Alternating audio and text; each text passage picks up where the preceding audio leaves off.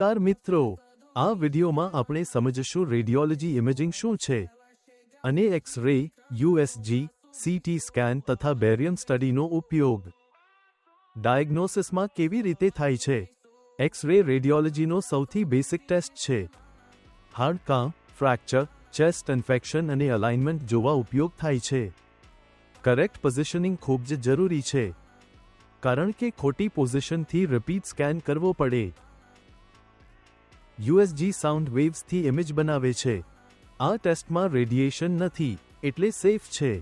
Pregnancy, liver, kidney, goal bladder અને એબ્ડોમન માટે ઉપયોગી છે. રિયલ ટાઈમ ઇમેજિંગ યુએસજીનો મોટો ફાયદો છે. CT scan.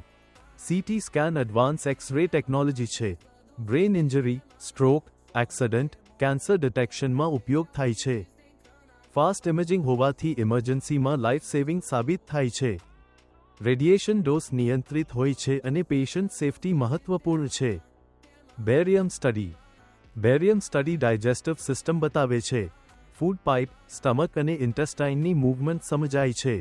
સ્વોલોઇંગ પ્રોબ્લેમ, બ્લોકેજ અને અલ્સર ડિટેક્ટ કરવા મદદરૂપ છે.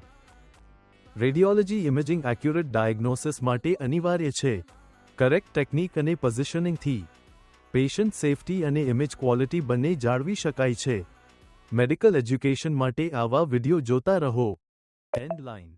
વિડિયો પસંદ આવ્યો હોય તો લાઇક કરો, શેર કરો અને ચેનલને સબસ્ક્રાઇબ કરો. રેડિયોલોજી અને ઇમેજિંગ ગુજરાતી.